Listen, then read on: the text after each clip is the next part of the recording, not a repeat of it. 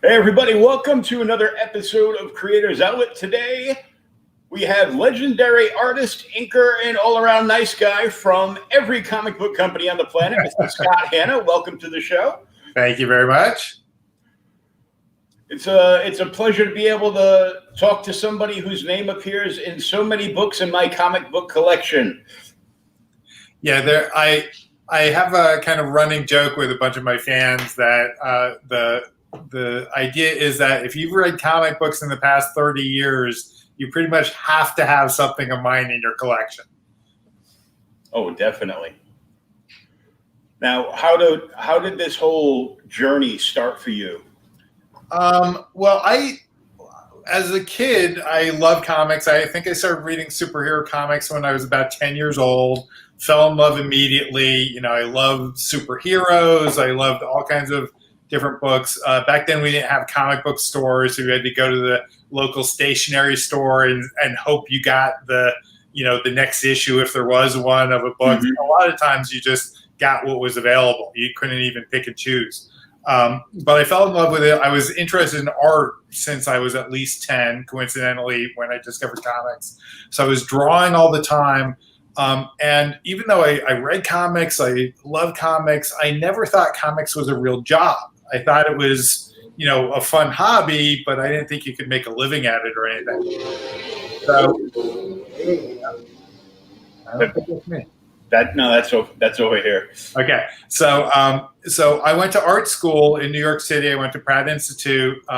Fortunately, I went to school with a whole bunch of other students who were really into comics. So we all loved comics together, but I still didn't think it was a real job. And none of my teachers thought it was a real job. Literally, none of the art school teachers appreciated comics and couldn't tell us anything.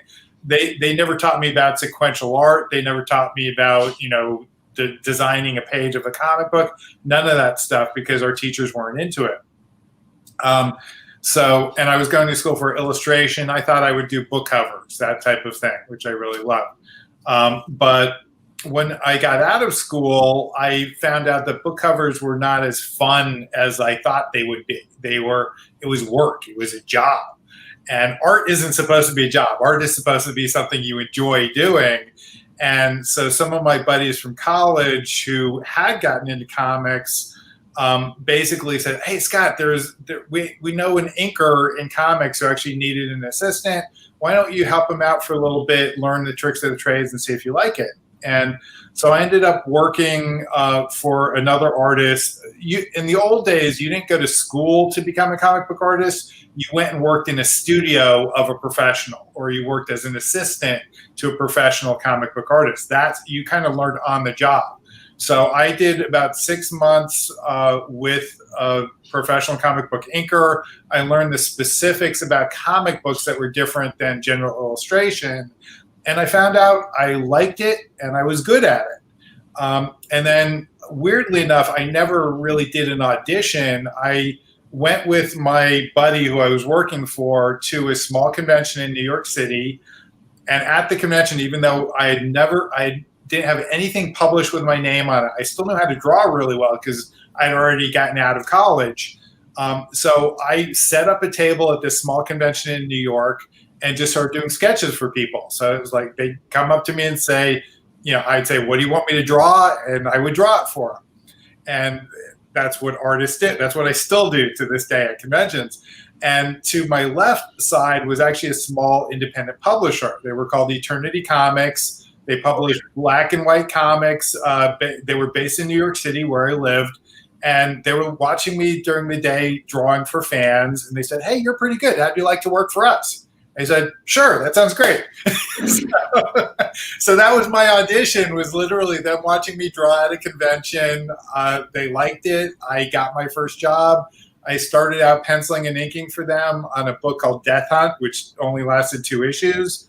Then I went on to Outer Space Babes. They had books like Empire, Border Guard, Dinosaurs for Hire was a really good one.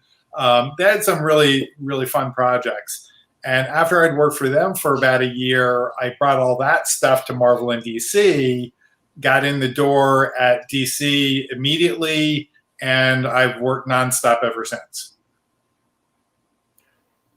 Very much nonstop. Yeah, I have inked more pages of comic books than anybody else in the history of American comics. Over 21,000. Yeah, I haven't kept exact count, but my estimate is it's between 22 and 23,000 right now, and I'm still working. So yeah, it'll still go on for a long time. I hope so. Now, when you first got to DC, was that when they signed you right away to the run that you did on Detective? Oh no, it took me several years actually before I got onto a big name book. But weirdly enough, Mike Carlin was actually my first editor. He gave me my first opportunity. I think it was 2 issues of a Doc Savage miniseries. He loved what I did. Then he immediately gave me an ongoing, and it was starting from issue number 1, and that was Hawk and Dove. Hawk and Dove was actually a miniseries that was done by Rob Liefeld. It sold so well they wanted to turn it into a regular series, but it started out way behind schedule. So they're like, oh, we need to get it done. So immediately on Hawk and Dove, I started doing what was called finishes, where you're not just inking, you're getting rough pencils from the penciler, then finishing the pencils and turning it into the final ink product. And because I started out as a penciler, I could easily handle that. So it was really no difficult. It took a while to figure out the pattern and the style, but it was a really fun book. Carl and Barbara Kessel were writing it. They were doing great scripts. Really fun project. I got to know the letterer, the colorist. The whole team was like a family. And then very quickly, actually almost immediately, I started also working on Doom Patrol with Grant Morrison and Richard Case as the penciler.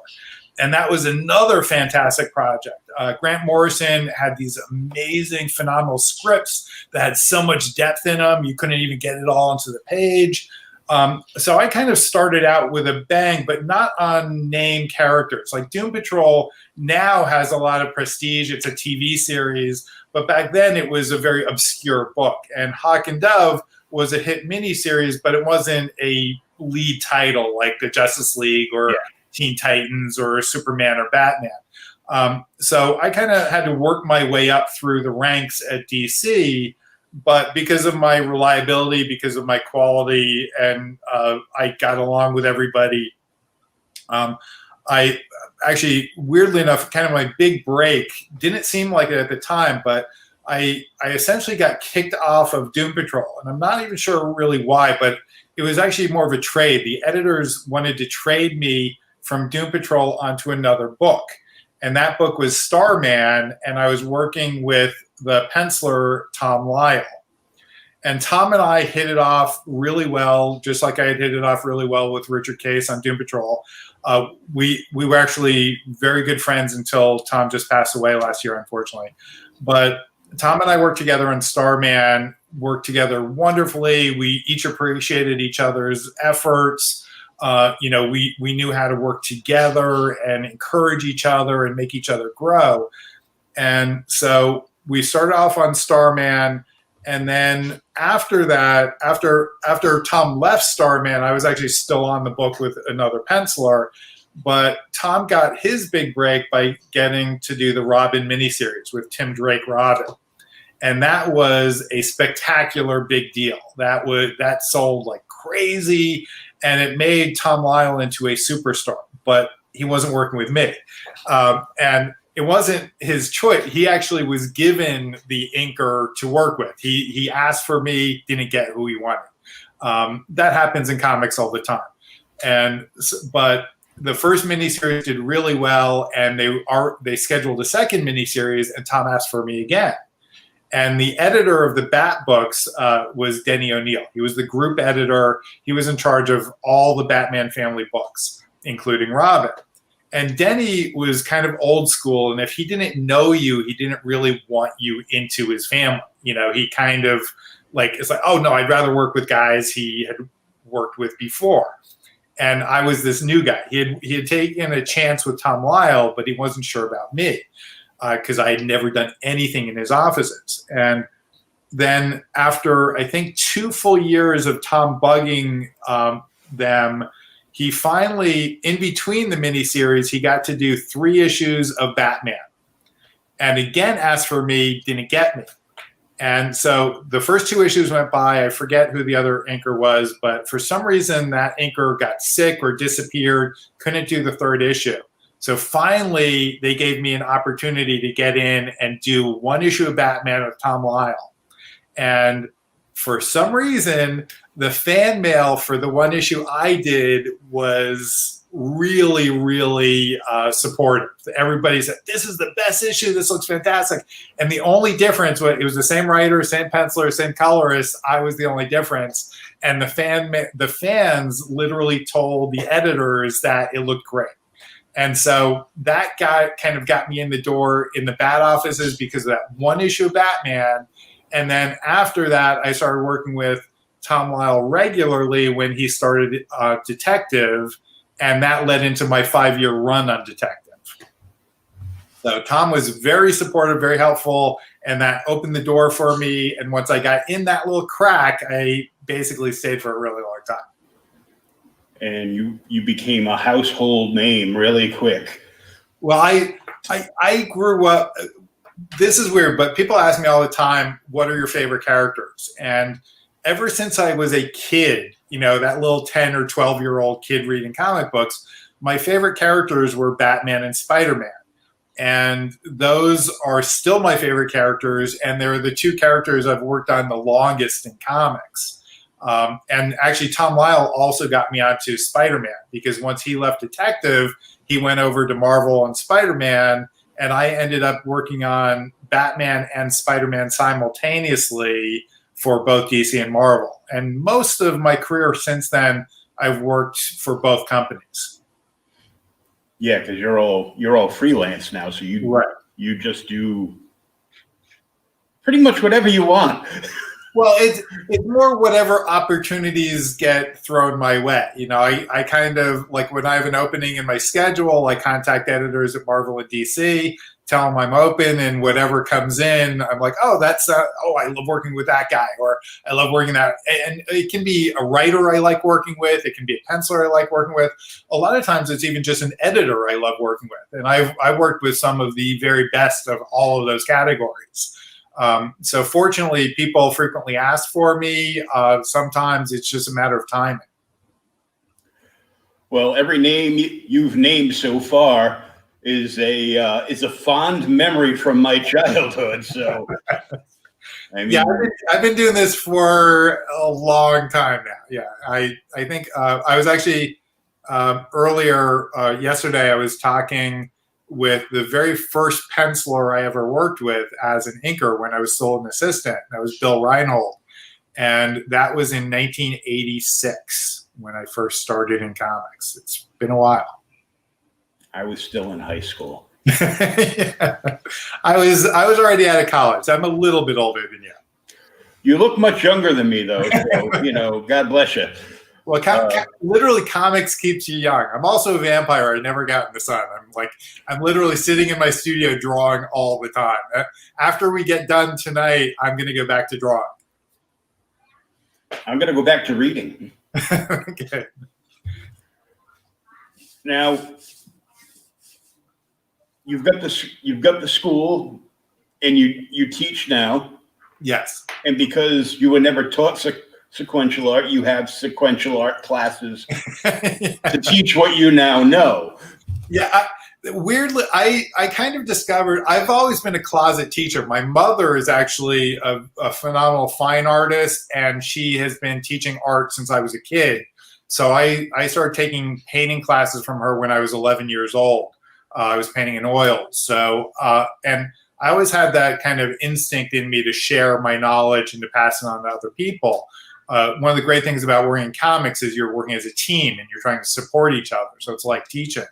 But as a teacher, I started realizing that all the stuff I was trying to share to other people was mostly stuff I learned on the job, or I learned from other artists professionally, not that I was taught in school. Some of it, yeah, I did have some phenomenal teachers. I went to Pratt Institute, So I did have some very good teachers, but a lot of that didn't apply to my chosen profession, which is cartooning and comic books. But I actually do teach like some fine art classes. I teach painting classes.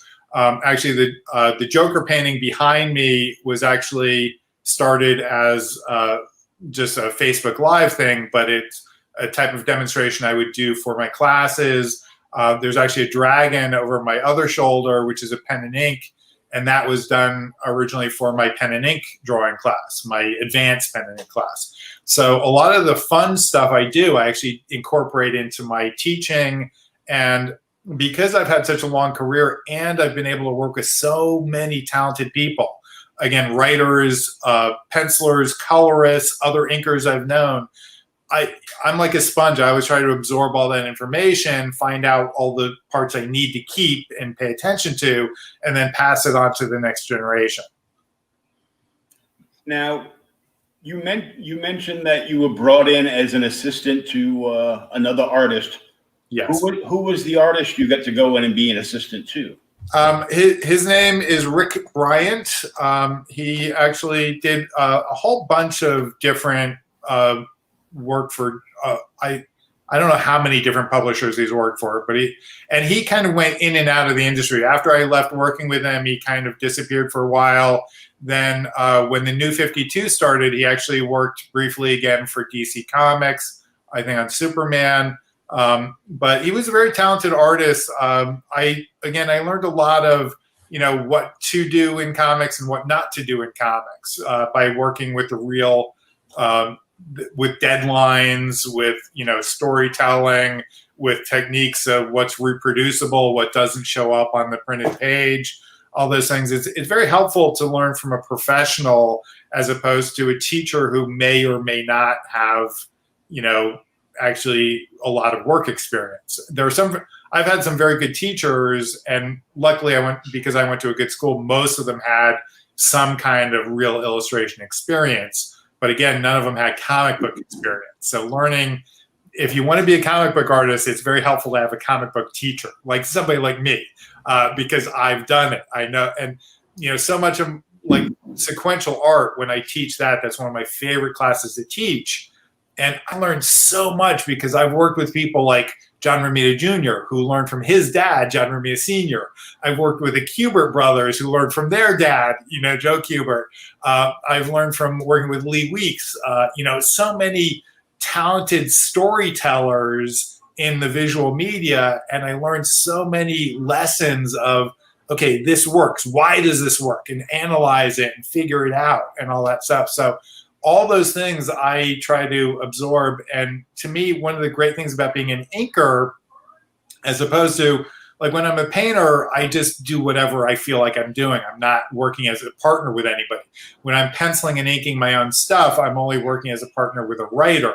But when you're working as a colorist or a penciler or an inker, you're working with other team members that can give you insight into maybe how to improve your work, or what even it's important to learn what not to do. Like if something doesn't work, it's helpful to get feedback from your team members or from just a printed page. It's like, oh man, that didn't reproduce in color the way I wanted it to. So how can I talk to my colorist to make it work better? Or what did the colorist do that didn't work that I have to pay attention so I don't make that mistake?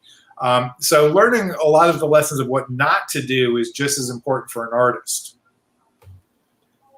Now, who would you say was one of the biggest inspirations as an inker to you?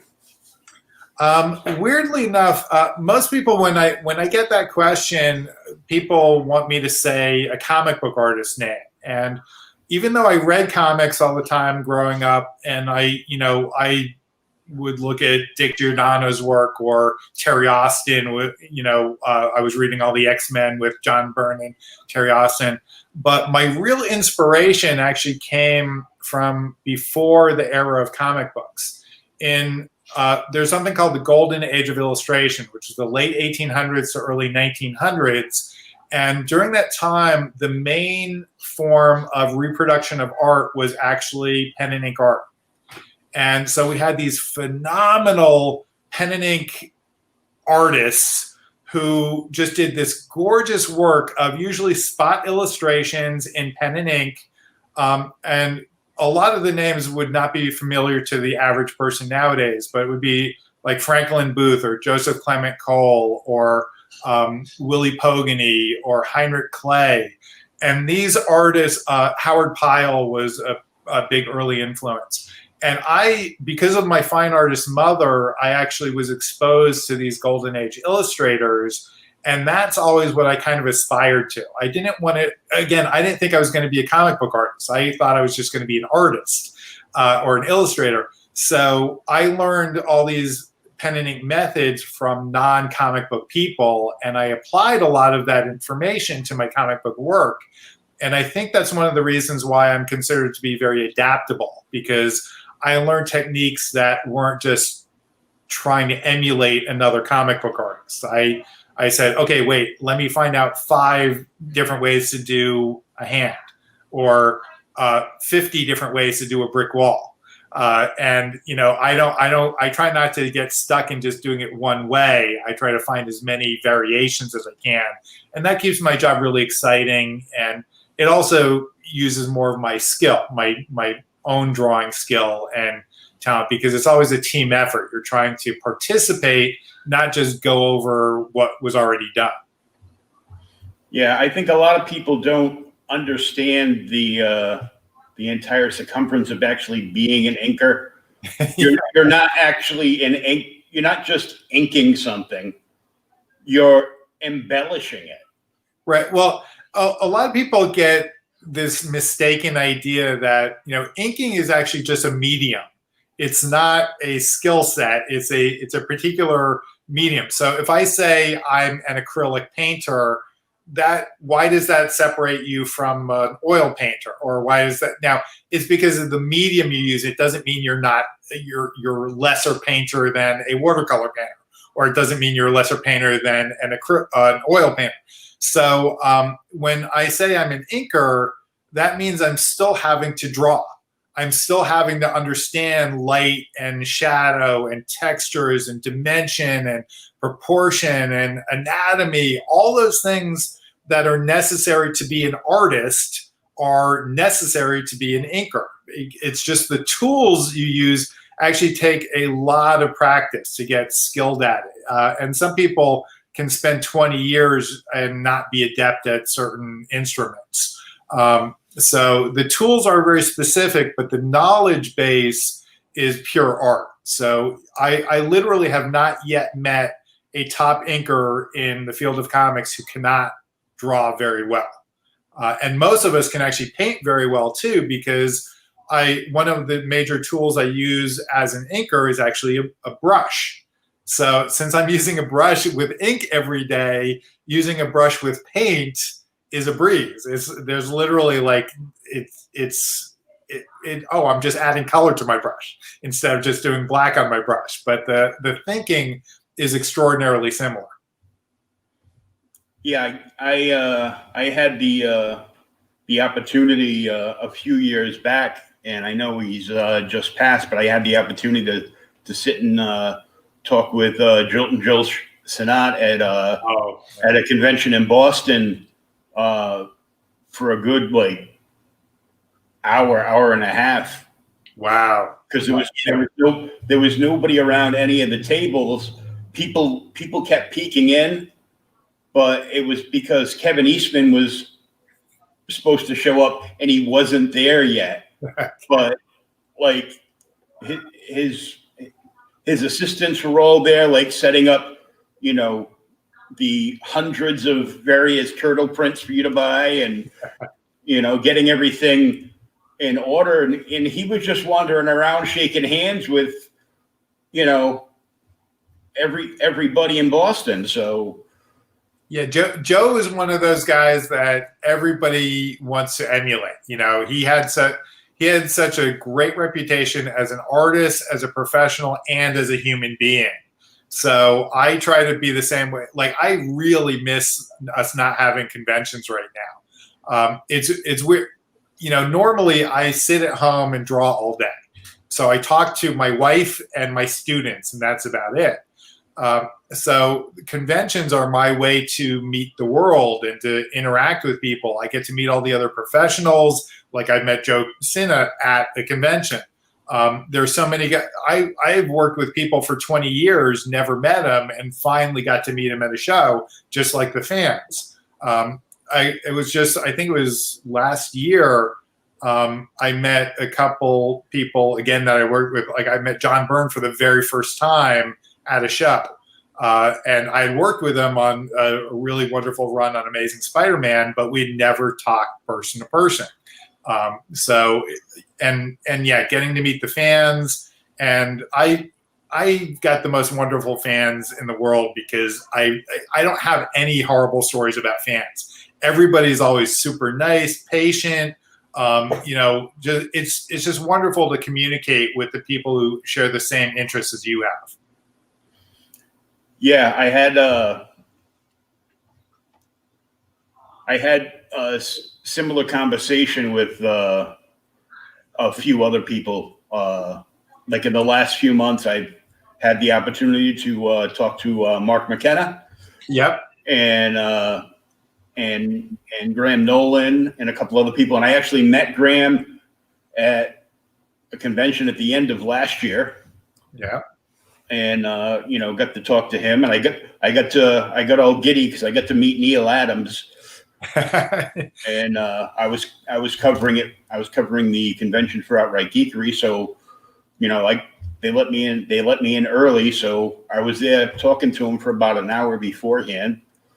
Yeah, one of the really cool things for me is because I grew up appreciating artists like Neil Adams or John Byrne or Chris Claremont, the writer.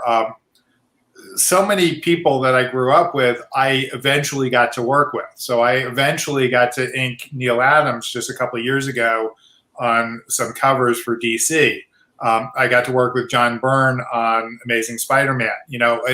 You never think when you're a kid falling in love with comics that you'll eventually be one of the team that's doing this, because you never forget when you're a fan, in my mind.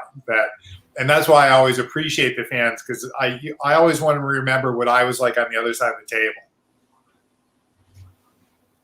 And when you go to a convention, do you ever end up leaving your table to go on the other side again to just talk to other artists? Unfortunately, or fortunately, depending on how you look at it, I'm usually almost nonstop busy at conventions because I love meeting the fans. I love doing artwork in front of people and for the fans. And because of all the work I've done, I'm usually extremely busy.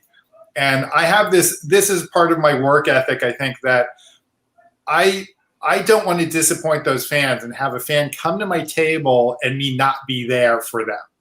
So whenever possible, I try to get there at the beginning of the show and stay till the last minute at the end of the show, and I'm usually working nonstop the whole time. Now, some of the smaller shows are great because then I can actually spend longer with the fans, but to me, the fans come first. Me being a fan is secondary.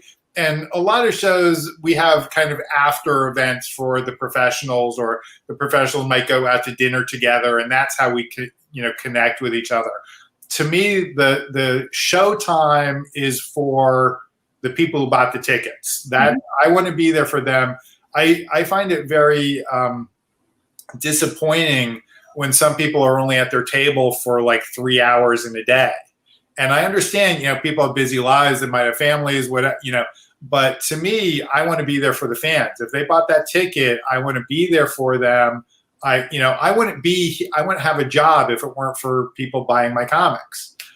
So I want to appreciate that. I want to give back in my skill in whatever way I can. So to me, it's really important. I actually, I'm so intent on that I try not to take a bathroom break if I can help it, so I won't eat or drink for hours so I don't have to get up and leave the table. I used to do that at work. I was a nightclub DJ for over 30 years. Wow. Before I ended up in a wheelchair. And I'd work like a pretty much like a double shift. I'd work like 12 hours, and I'd have maybe a cup of coffee at the beginning and one somewhere in the middle. And, I'd have bottles of water behind me, to clear my parched throat and everything. But, other than that, and I'd go all day, without eating. And now I'm diabetic. I can't go more than 6 hours without having that is not good for you. I'm like, it's a totally different world, but, I understand it because I spent like almost 30 years doing the same thing. Yeah, most of my career, because I've worked for Marvel and DC, and I think I started out, like I said, doing about 2 books a month, and then after a while, I started doing 3 or more books a month, which you're talking about 60 to 80 pages of comic book art in a 30-day period. And in order to do that, I basically worked like 12 hours a day, frequently 7 days a week. And so doing an 8-hour convention to me is like, oh, this is no problem. Well, no, actually, normally what I do at conventions, again, because I love the fans and I love doing artwork for everybody, is I will do an 8-hour show and then go back to my hotel room and draw for 3 hours to catch up on my sketch list. One of my philosophies at shows is this goes back to not wanting to disappoint my fans, is that I hate it when I have to say no to somebody. So if somebody comes up to me on the last day of a show on the Sunday, even if they get to me first thing in the show, so many artists are like, oh no, sorry, my sketch list was filled up on Friday. So if you come to me on Sunday, you're done. You don't get a shot. And it's not always possible for me with how busy I am, but I try to leave openings every single day of a show. So I try to have room in case I need it for those extra couple of people on the last, because a lot of people only get it one day on a show. Mm-hmm. I don't want them coming on Saturday and, oh, my sketch list is already filled up. So that's one of the reasons why I like to work at night, to clear up my sketch list from the day before, so I have room to do commissions every day of a show. Well, that's good to know, because eventually, in another 10 years, we might have conventions back again. Oh my God. Well, now what I'm doing now to replace that, and literally this is to replace shows, because I normally do commissions at every show I do. That's my standard. I love drawing for people in front of them, and I'm normally so busy with deadlines I don't have time to do commissions at home. But because conventions are shut down for the whole year, I actually am doing at-home commissions for pretty much the first time ever this summer. So if anybody's interested, I do at-home commissions. You can contact me on Facebook or Instagram, just Scott Hanna on Facebook, or #InkerScott on Instagram, and that's how I'm kind of making do with trying to still connect with the fans and get the artwork out there, because we can't do it in person right now. But I hope it comes back as soon as we can. I want everybody to be healthy. I don't want anybody to get, sick or anything like that, but I really want to connect with people again. Yeah, definitely. Well, we know they're going to come back, but I don't know.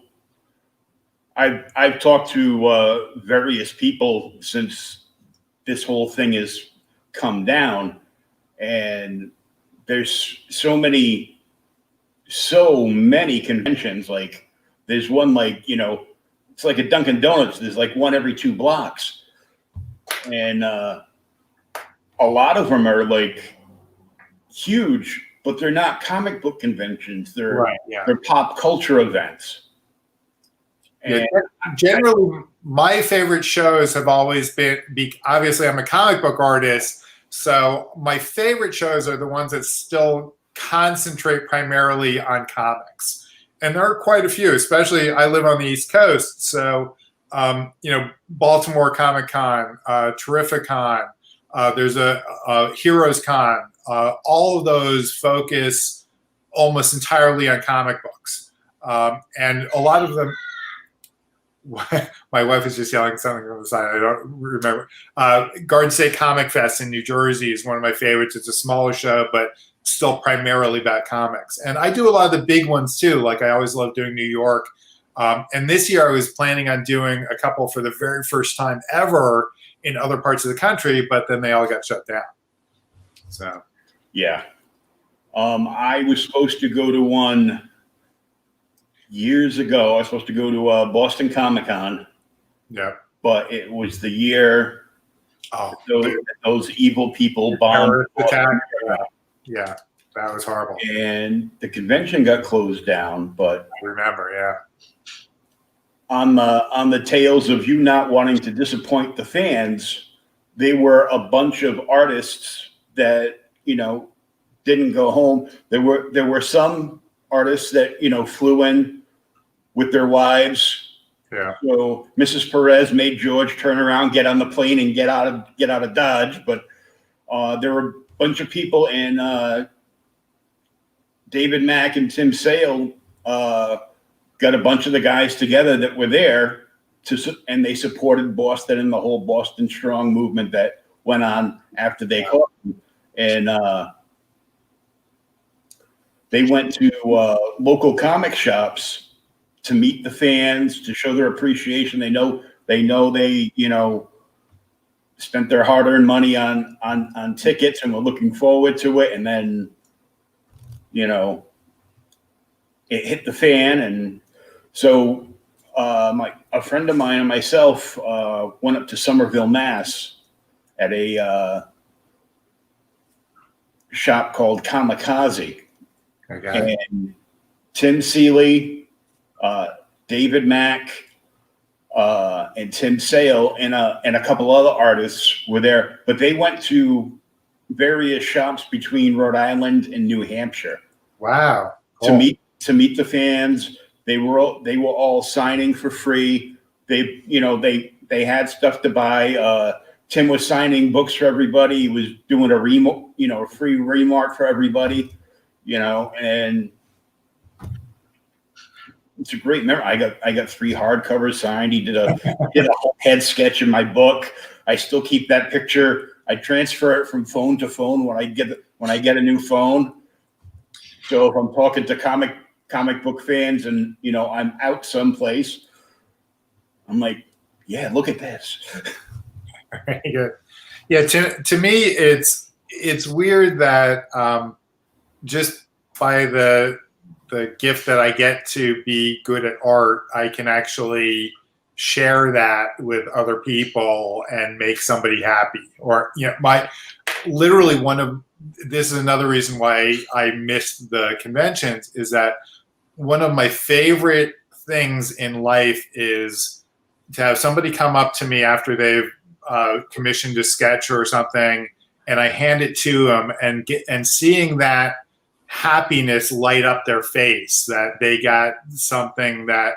And I've been very fortunate. Many times people say, "Oh, this is better than I expected," and that's the dream of the artist. Is we're trying to give you more than you expect. We're trying to give our all whenever possible, and to see that reaction of the fact that I can draw something and make somebody happy, that's a wonderful present that they are giving me. I get to do what I love and make other people happy at the same time. So it's a total win-win situation. Yeah, I love getting original art from people, and I've gone any convention I go to. I don't go to meet the Hollywood celebrities. I might be tempted if it's from like a comic book TV show. I'll be very tempted, to at least go up and, say hi, thank you for doing this great job on this show. I love it. But I tend to spend a good 90% of my time just in Artist Alley. And I've gone up to, indie guys that are, sometimes doing their first show or, peddling their independent books. Yeah. I'll usually, look at their books, worst case scenario, I take a card to keep in touch with them, to maybe buy some stuff off them online at a later date. And a lot of times I'll get a sketch. Yes, it's usually a Joker sketch, but I wonder why. But yeah, people frequently tell me, just because you mentioned the Joker, and I've been doing a lot of Joker pieces recently, that people have always asked me, is like, who's the hardest character to draw? And to me, the Joker is actually probably one of the most difficult characters to nail in comics, because he's just this amalgamation of opposites. He's evil, but he's a clown. He's grinning, but he's mad. He doesn't dress in a skin tight, muscular outfit. He dresses in kind of normalish clothes. One of the hardest things to do is when I worked with Graham Nolan on Detective Comics, and also the Joker graphic novel we had to draw Joker frowning. That's hard to do. It's not easy. I mean, it's really, that's getting that bone structure and have the downturned mouth is like, how do we make this work and still be convincing for this character? So I love doing the Joker because he's a challenge. He's not easy. And artists, I don't know if all artists, but I love to be pushed. I love to, do something hard. I've done Batman and Spider-Man thousands of times, but you always try to make it a little bit different. You try to make it a little, how do I do that blank Spider-Man face with just eyes and do it different than the other time I did it, or the time before that, or the time before that. So you're always looking at new angles and new lighting and new coloring and all these variations we do, so we don't get bored and we don't make the fans bored. But to me, I still remember, again, when I was a kid going to my first conventions, to me, the artist drawing was like magic. That was worth the ticket price to get in the door, was to watch the art happen for me. So I don't mind, like, I have no problem with people coming to watch me draw. It's not just about, not everybody can afford a sketch. If you're a little kid, we artists will frequently do free sketches for kids because we want to, encourage them and make them happy and stuff. But it's a wonderful entertainment just to see artists drawing. I always encourage all my students, and quite a few of my students have actually become professional artists. And so, some of them do shows and stuff. And I always tell them, do art in front of the fans, because that's part of the entertainment. That's part of the ticket price, is make them happy. Even if they can't afford you, or you're a newcomer and you don't have a name yet, they don't know what they're going to get.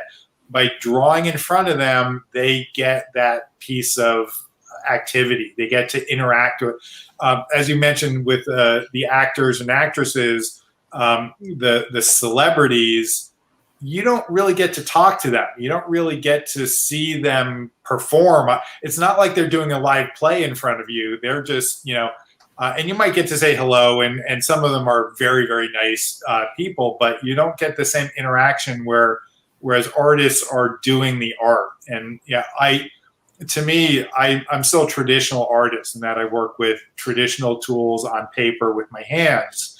And it would be like if you came up to me and I was a digital artist, if I just like typed into my keyboard and printed out a print, that's not the same thing as getting to hold the same piece of paper that I drew on, because part of me is in that paper now. And then it gets to be in your possession. So now you get to have that, and you got to request that character specifically from, I love it when people throw out these unusual characters that it's like, oh, I haven't drawn them in ages, or maybe I've never drawn a character and I get to interpret it for the first time.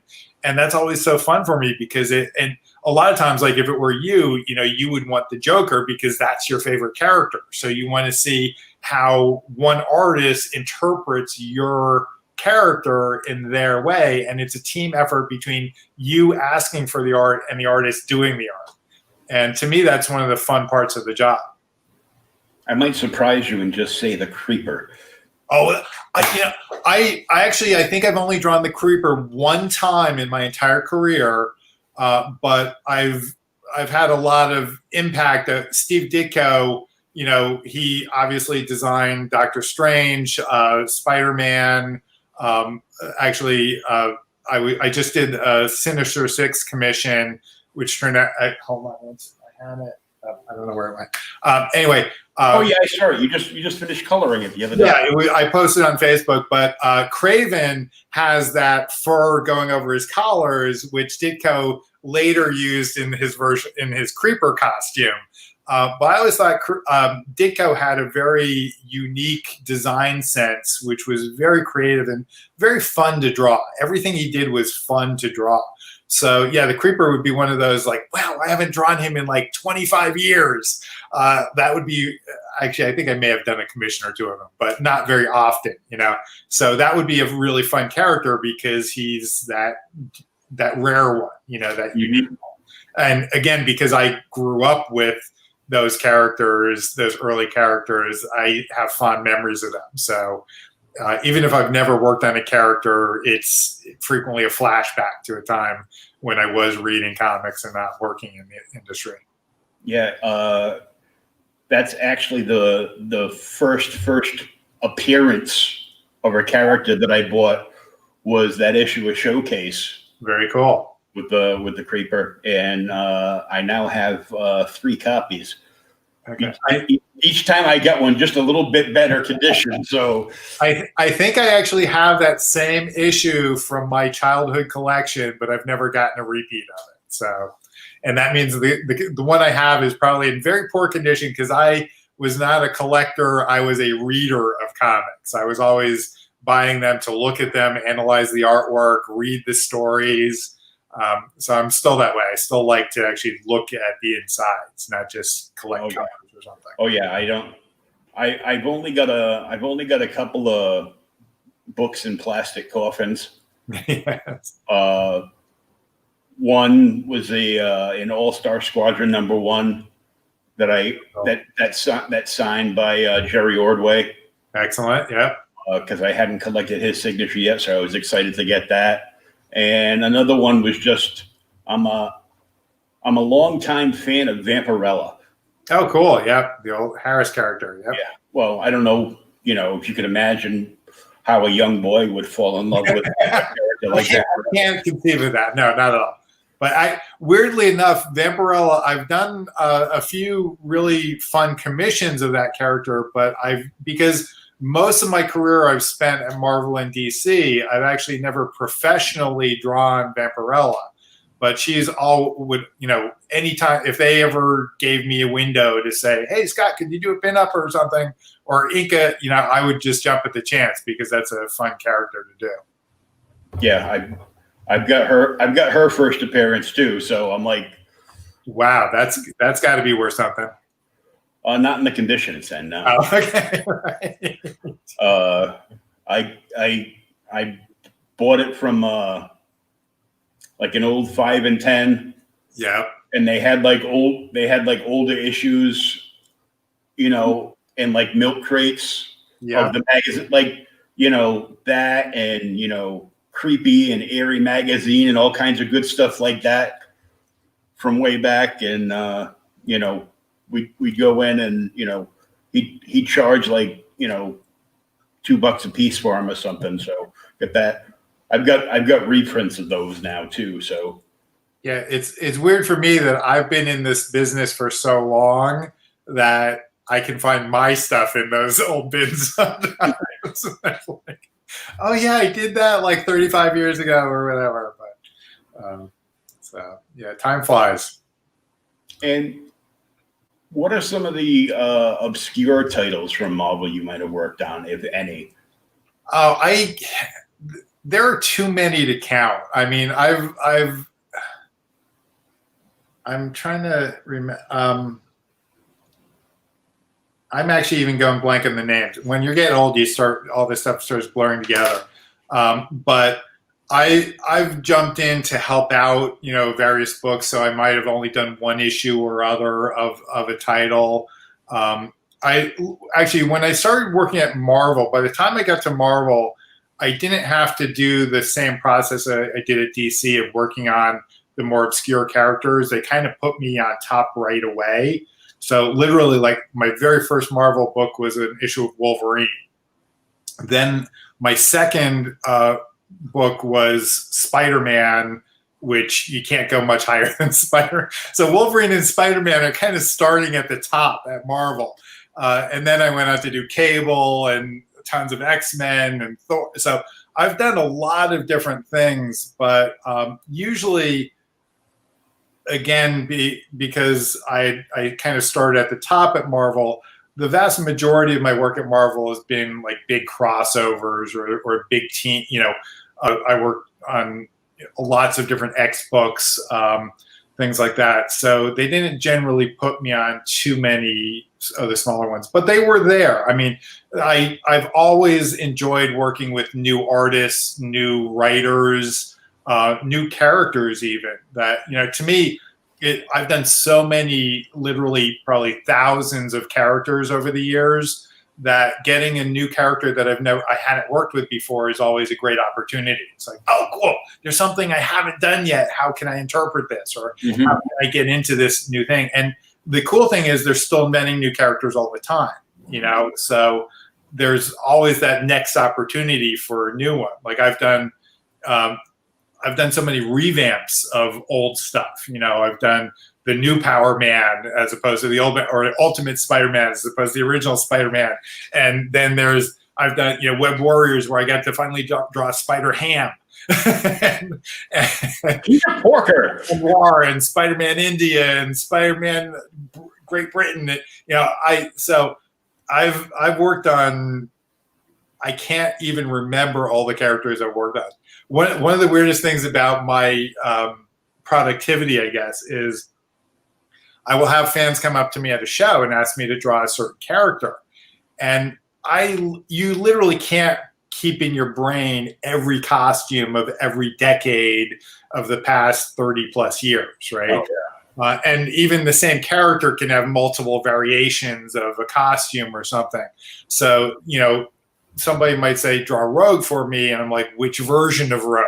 And might be the 80s version, might be the 2000 version. It might be the new, So luckily we have the internet now, so I can Google something on my phone, and I keep coming up with like, oh, that's something I inked. It's like when I'm looking at the costume, it's something I actually drew, but I forgot what the details were. Like doing somebody like Apocalypse is a pain, or I've done Galactus a whole bunch of times, but every time I got to kind of go look at reference because it's hard to keep in your brain all the details of Galactus. Oh, yeah. And even Kirby changed his version of Galactus from sometimes page to page or issue to issue,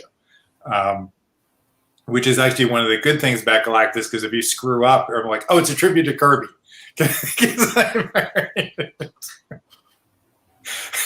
You block it off and make it look like the king drew it.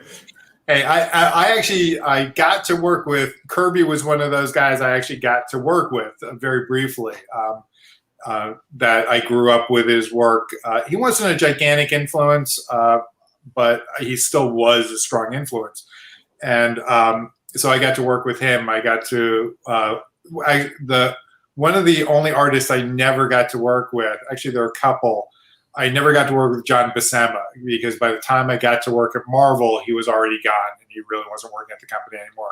But he's one I wish I had worked. I got to work with his brother Sal, which was a joy, but I never got to work with Big John, which is sad. I never got to work with Gil Kane. Unfortunately, he's another one that was a strong influence, and he was kind of out the door already by the time I started working there. But there's always lots of good things you can do. Thomas Ryan wants to know, what's your favorite character to work on? I already mentioned my two favorite characters of all time since I was a kid are Spider-Man and Batman. They are still my favorite characters to work on. Part of the reason for that, and first of all, they're very different characters. Spider-Man and Batman Batman is usually a nighttime character, very dark shadows, very moody. Spider-Man is much more energetic, acrobatic, more daylight character more often.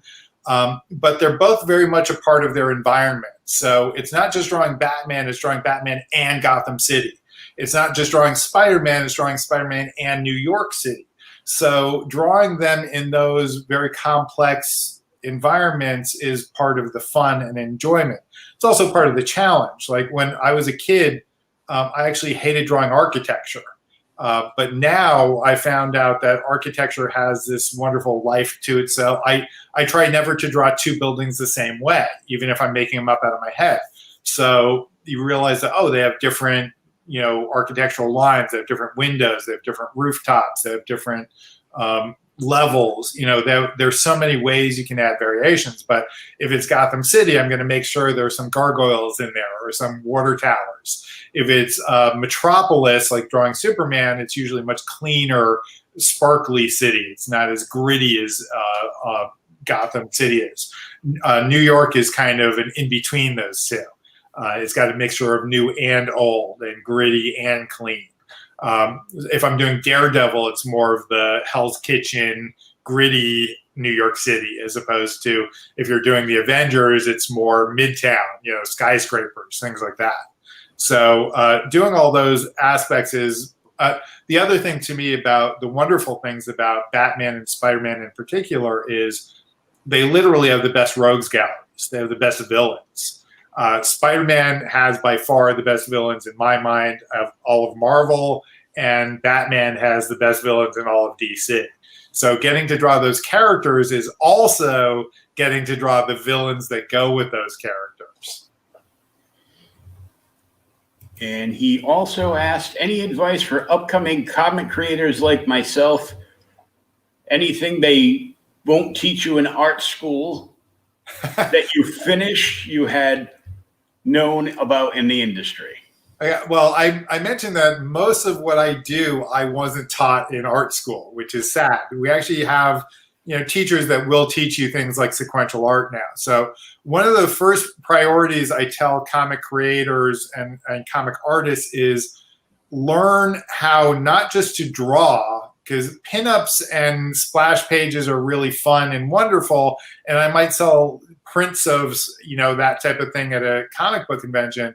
But telling a story, the storytelling aspect of art is the most important thing for me in comics, is that you have to learn how to do visual storytelling. I actually learned a tremendous amount of my visual storytelling, not just from comic books, but also I'm a gigantic movie fan, especially an old movie fan.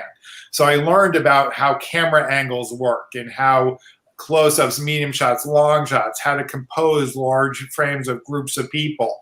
All those things you can learn from watching TV, watching movies. We have Netflix now. You can watch anything, So I don't just watch that stuff. I study that stuff to get better at my visual storytelling. If you ever watched a movie that is disjointed or you want to change channels, that means they're not telling their visual story well. If they're telling it well and you get locked into it and you can't leave until the movie ends or the episode ends, that means they're doing something right. Learn from that. Learn the people that are good directors and learn from the people that are bad directors. If it's a bad movie, learn, okay, what did they do different that's not working, as opposed to the guys who are doing it right and it is working. And it's really, it's a personal thing, but it's pretty obvious that if it works, it. And usually it also makes tons of money or whatever, but usually it's a personal thing. It's like, do you like this personal style? Emulate that, learn from that, adapt to that, and use it in your art. So one of the best ways to learn is to study the masters, study the people who've come before you, figure out how they did it. And actually, one of the weirdest things for me is I've had many people over the years say, it's like, oh, wow, Scott, I learned how to ink from you. It's like, I didn't know I was inspiring people to learn from me, but I guess it makes sense because I've done it so often. But I was still learning on the go as I was working with, every new team member I work with, I'm learning from them. And To me, art is a never-ending process of always trying to get better. I'm literally still at this point in my career trying to get better as an artist. And I hope it never stops. I hope when I'm 80, I'm still going to try to be better. It's you're never happy with the final product. You always want to see what you can do to make it better. Yeah, one of the basic philosophies in art, especially professional art, is that if you're ever content with where you are, and that is like if you think you've hit a plateau, and you're like, I'm as good as I need to be, and I'm going to stop, and I'm just going to be content where I'm at. What that means is, in reality, you're actually going down, because everybody else on the planet is trying to still get better, and they're going to keep surpassing you and getting better and better, and you're not keeping up because you're not trying to get better. So it's got my mother, who's a fine artist. She is now actually in her 80s, and she still does painting, and she's still a phenomenal artist. And when I was a kid, I was like, oh, I'm eventually going to get as good as my mom, because, you know, I'll catch up to her. But I forgot that she's going to keep getting better too. So hopefully by the time I'm 80, I'll catch up to her. And maybe if I live a little longer, I'll actually get better. And I might go in my own direction and get better. And all artists do their own specialties and get better in their own little niches. But there's always room for improvement. And I don't think you should ever be ready to rest and say, I'm okay. You know, I think you always want to give yourself that challenge of try to work at it, try to get better. One of the things I'm doing now is, especially through my teaching, because I get to teach painting, I get to do more painting, and which is really fun for me, because I started out as a painter, not as an inker. I started out as a painter. So now, because I'm doing teaching and I'm getting commissions to do paintings, so I'm getting to try out new media and new techniques, and challenge myself. Even if it's not a deadline on a comic book, I can say, oh wait, I have a great commission now to do a Dr. Doom painting, which I've been working on for a while. And a lot of it's just like coming up with concepts and ideas of, wait, how do I want to frame this? How do I want to light this? How do I want to approach this? And to me, that's a wonderful thing about art, is keep pushing yourself. Dr. Doom is my favorite Marvel villain. He's actually a tough one, because his face is an iron mask with no expression. So he kind of, to me, is like Spider-Man, in that you have to get his body language selling it. It's not just that mask is menacing and cool. It's kind of like Darth Vader is the same way. Darth Vader has this wonderful, you know, persona and impression, but it's more than just the mask. It's the everything that goes with it. But yeah, Doom is very complex. He's a fun character, and I've done him quite a few times, luckily. He was the first Spider-Man villain, big Spider-Man villain that I saw, because my first experience outside of the old 60s, the old 68 Spider-Man series on TV, was reading him in the daily paper. Yeah. And Dr. Doom was one of the first villains I saw in there. Yeah. Though classically he's considered a Fantastic Four villain, but I have drawn him fighting Spider-Man many a time. So yes. Do you think that's why they mess up Doom in live action so much, because he's so complex? Actually, what I already mentioned, the fact that he doesn't have a face makes it harder for live action actors to portray him well. Now, it's not impossible. Actually, one of my favorite comic book movies is V for Vendetta. And in that movie, you never see the actor's face. It's his voice, it's his body language, and you get to care about that character. He's you know, got emotions, he's got all this, you know, drama and dimension, and they played off that whole movie without ever showing his face. That's how, in my mind, they should do Dr. Doom. They should do Dr. Doom as, don't worry about seeing the actor, play the part, you know, show the depth and the angst and the drama and the rivalry and the ego and all those things. But it's not easy to do in a comic book movie because, you know, most of the time it's like, oh, we got to show the actors. Like, no, you don't. You can just do it right. But it takes good writing. It takes good acting. And everybody's got their own personal point of view of a character. You know, I have I almost invariably go back to my childhood version of characters, not what I did last year or 10 years ago or even 20 years ago. It's what I grew up with. And sometimes that little kid version for you is not the same little kid version for somebody else. And it's also not necessarily adaptable directly to today's world. So doing movies is actually, especially comic book movies, is much more difficult than most people realize. It's really hard to get that balance of live action, you know, real movement, real people portraying cartoons, which is what they're really doing. Mm-hmm. But they can pull it off. Obviously, you know, Marvel's had some great successes with it. You know, DC, I think probably outside of the Batman movies, my favorite recent one was Wonder Woman. I was really looking forward to seeing Wonder Woman this summer, the new one. I don't know when that'll be out now. But yeah, so if it's done properly, you can do it really well, but it's still a delicate balance. It can be very easily screwed up, or it can be done carefully really, really well.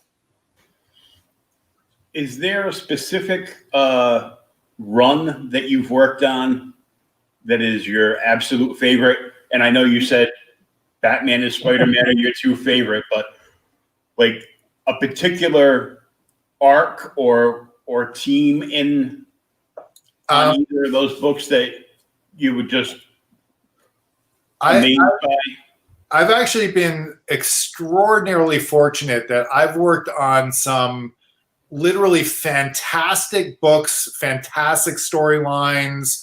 I worked on some humongous crossovers. So it's really actually difficult to narrow it down to just one or two things. But saying that, probably, especially when I first worked on Detective Comics and when we were working on the Knightfall storyline, Denny O'Neil, who ran the Bat offices, he had several assistant editors. We really worked as a family. Like all the writers got together, they knew each other, and they used to have something we called the Bat Summits, and that every year all the writers, all the editors, and some of the artists would all get together at this big conference center, and we would literally plan out all the Bat books for a year's worth of, so 12 issues in a block, all working together, because at that time, especially during Knightfall, literally one issue of one book would run right into the story of the next book. Mm-hmm. And so every week it would go into a different title, but we all had to coordinate to know what each other were doing. And I was actually one of the few artists that I think for most of my run on the book, so 4 or 5 years, I was invited to every Bat Summit. And when I was at the Bat Summits, I was listened to just as much as the editors, just as much as the writers, just as much as the pencilers, that usually the inker doesn't get quite as much storytelling input. But during the Bat times, I was in on this, and it made me feel so proud to be part of the whole process, and so inclusive.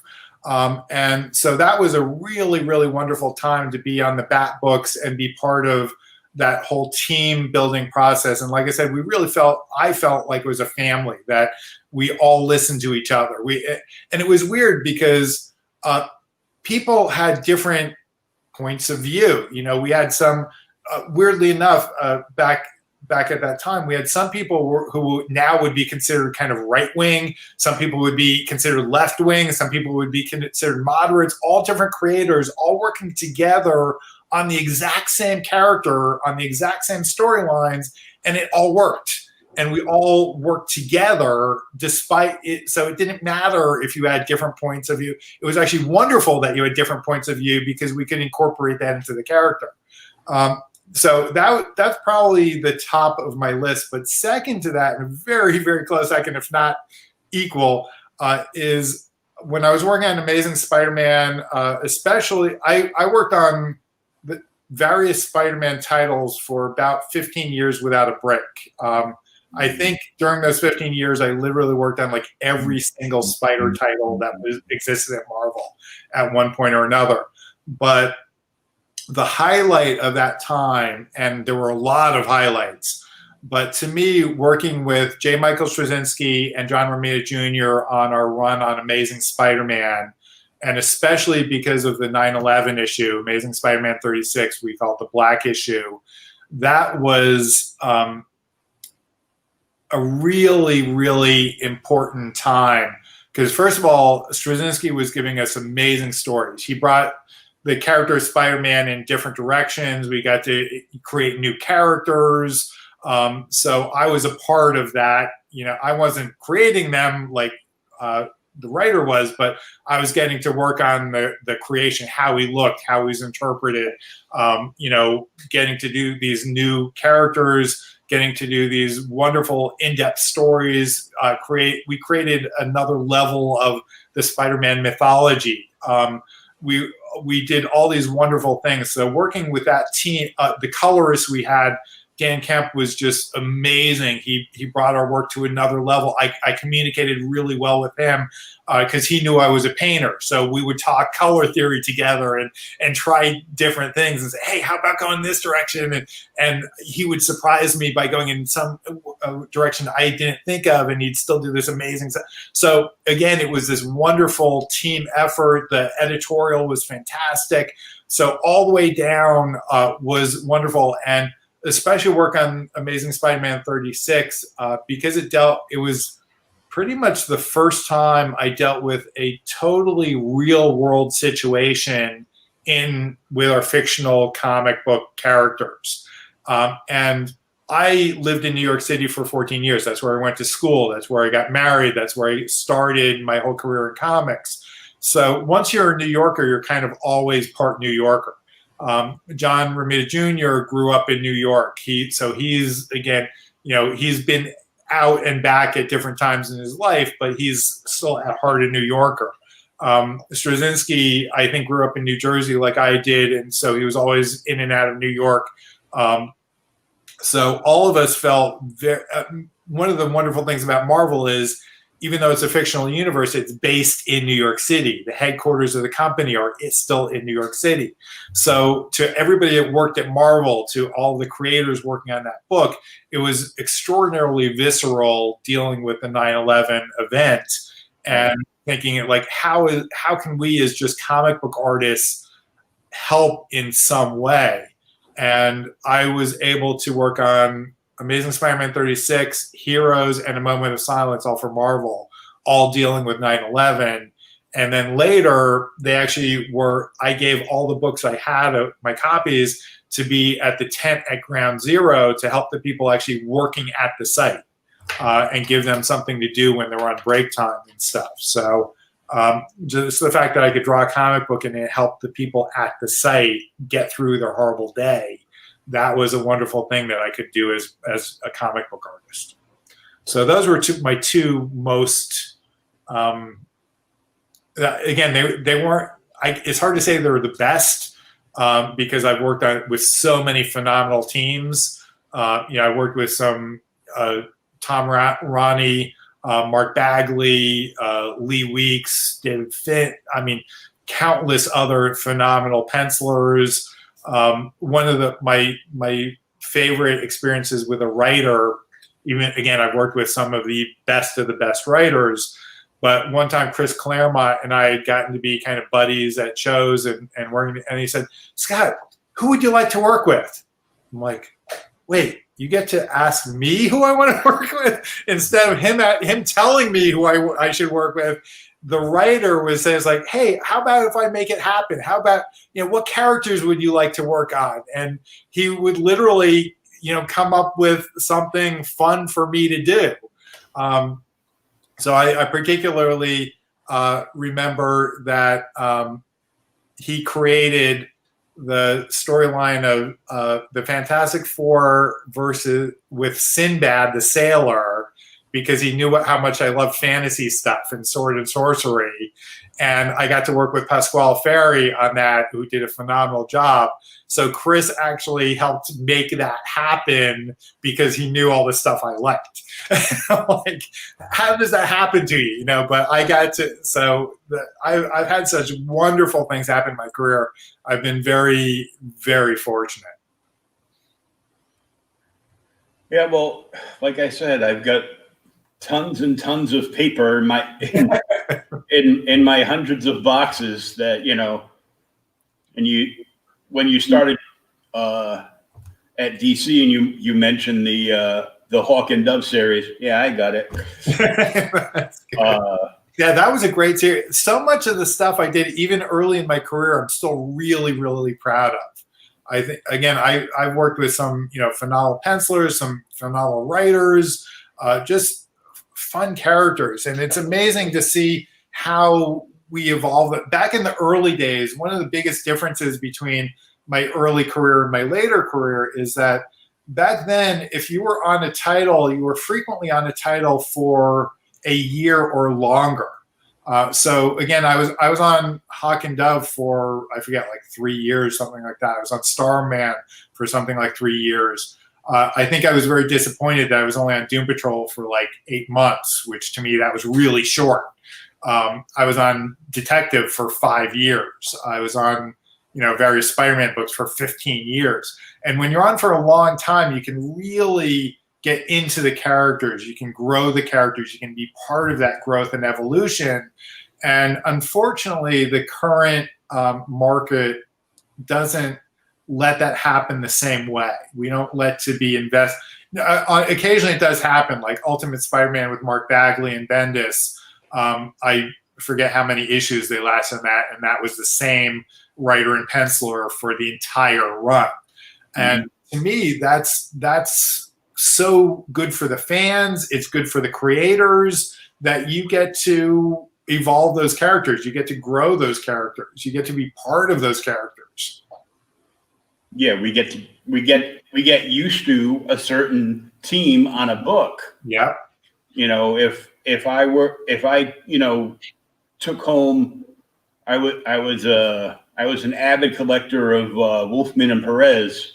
Oh yeah. Back in the 90s, and I lucked out and finally got both of their signatures on the same piece. So I've got a print out of George's own collection of the Baxter cover of when they switched over to the Baxter covers of the new Teen Titans #1. Yeah, I literally have that also in my collection. That was one of the books I got from #1 and started reading from that point on. And again, amazingly enough, I've gotten to work with both Mark Wolfman and George Perez. And so it's just a wild world that those things can happen. Now, what did you work on with George?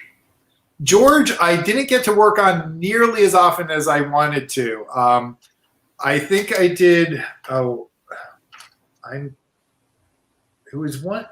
was some crossover thing that I think it was mostly starring Wonder Woman, but wasn't the regular Wonder Woman title.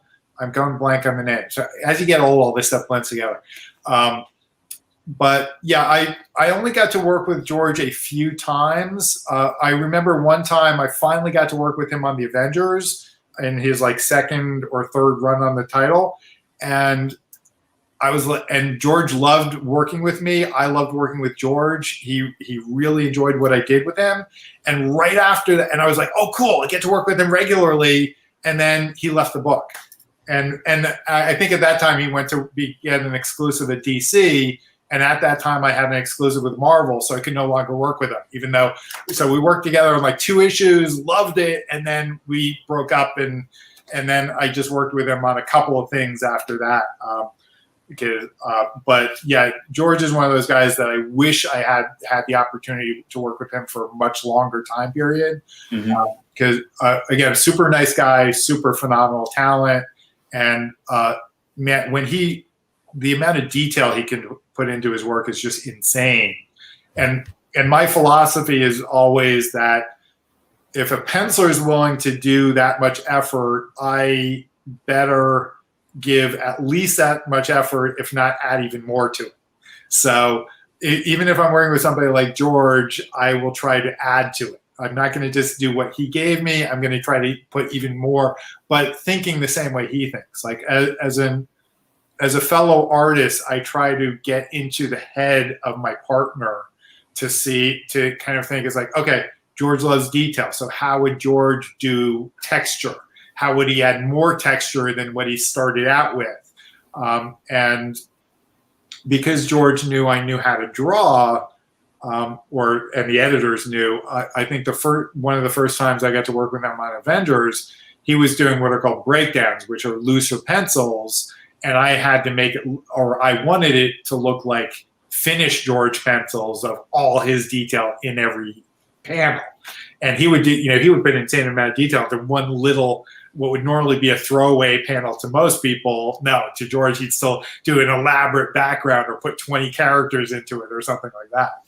So yeah, that's again part of my philosophy. I love working with these people, and I love when the penciler pushes me. If they make it harder, that's a good thing, because that pushes me to be better as an artist. Challenges you more, and you enjoy it better. Yep, absolutely. So, all right, anything else?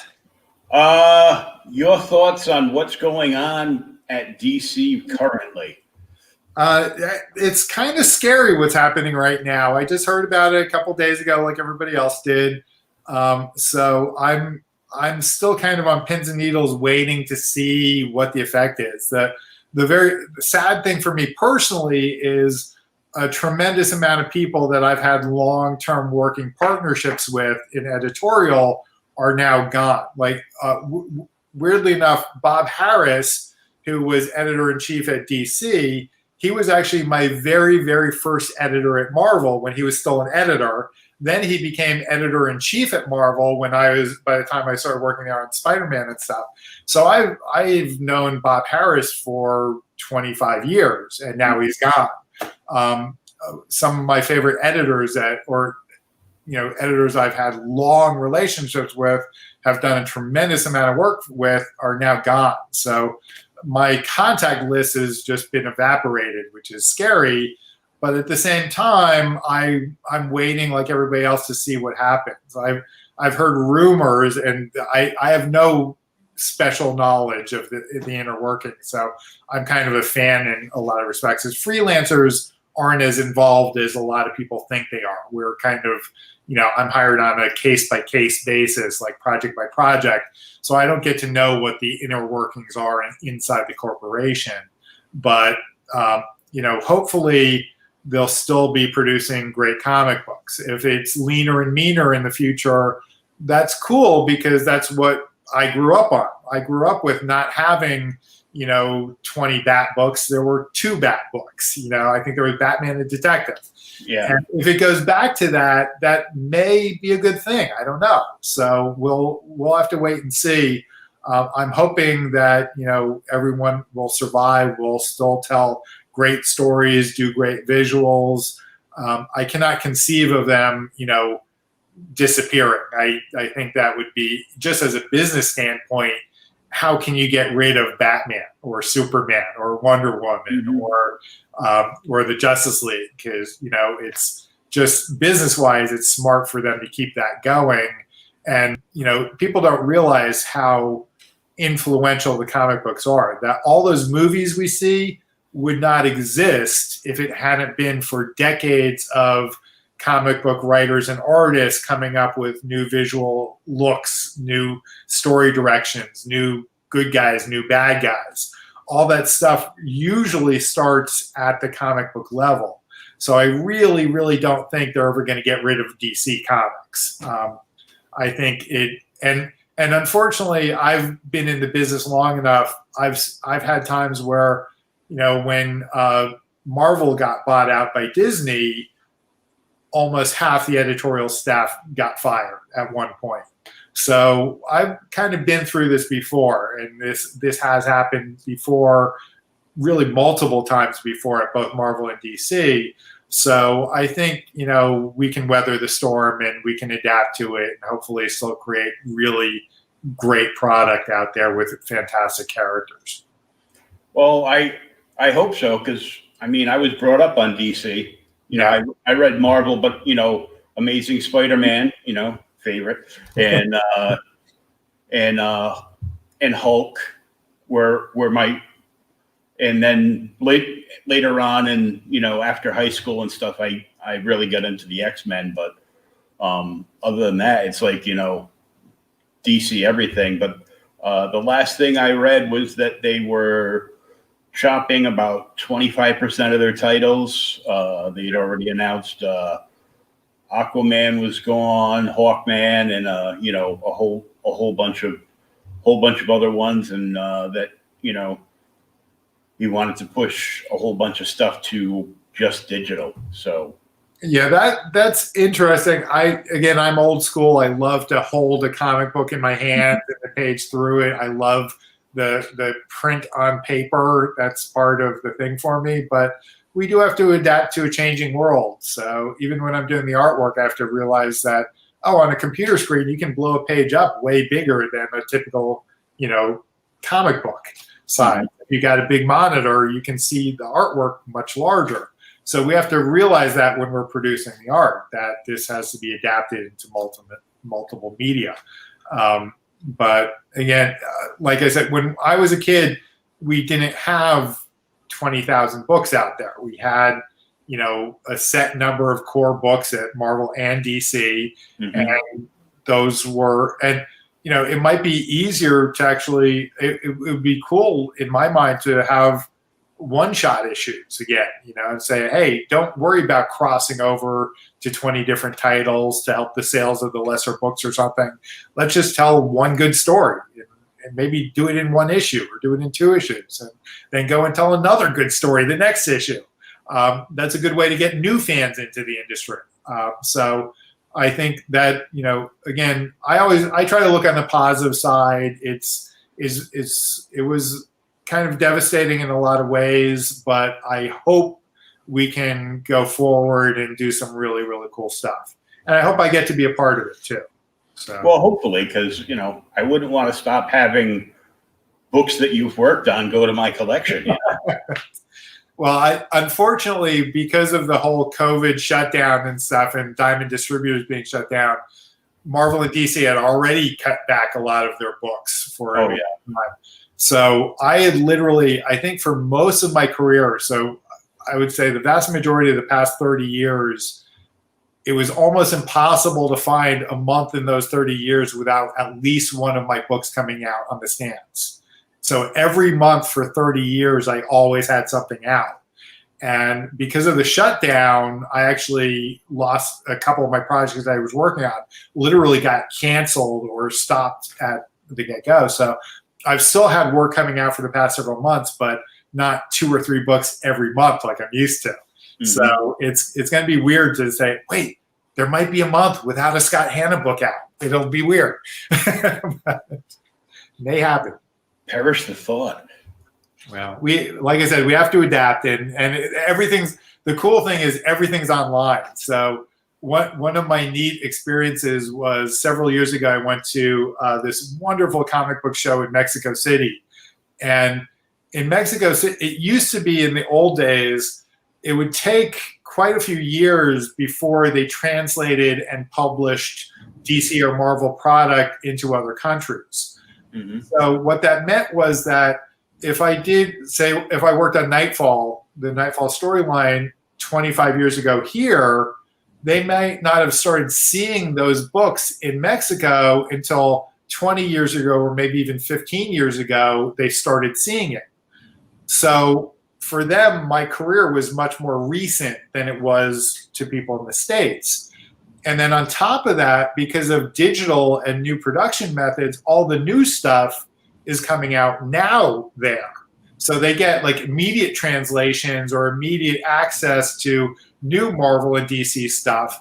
So in Mexico, my 30-year career was collapsed down to about 15 or 20 years. So they had everything I've done. Everything at once. All at one time. So it looked like, if you think I'm productive over 30 years, imagine if I had actually achieved that in 15 years, But to them, that's what it was like. So they had like my whole career accessible at the same time. And that's the way it is digitally, that you can go back and read my early Hawk and Dove stuff online now, or you can read the stuff I just did this month, So it's pretty cool that we have access to that whole history of the stuff now. Oh, definitely, yeah. Yeah. But I want to thank you for taking all this time and talking to us tonight. And it's been a pleasure talking to you since I wasn't able to see you at a convention. Yes, hopefully that will be coming back in the not too distant future.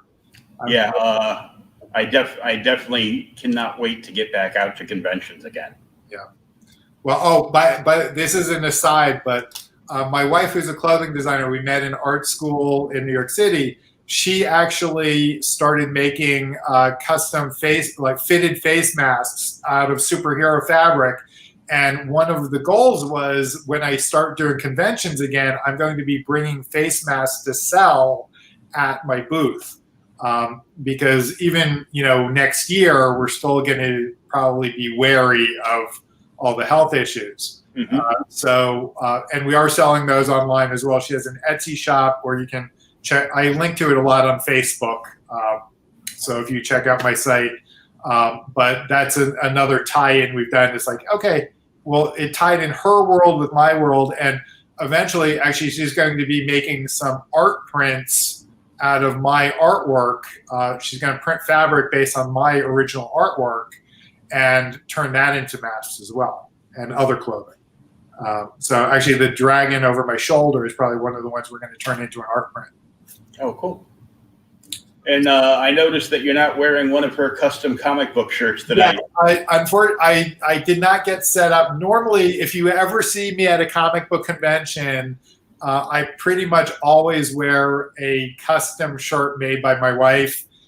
Today, I wasn't properly attired. I apologize. I'm not honoring my wife, and she does a fantastic job. And she's gotten me so many. I've got Star Wars ones. I've got Doctor Who ones. I've got Harry Potter shirts. I've got tons of Marvel and DC shirts.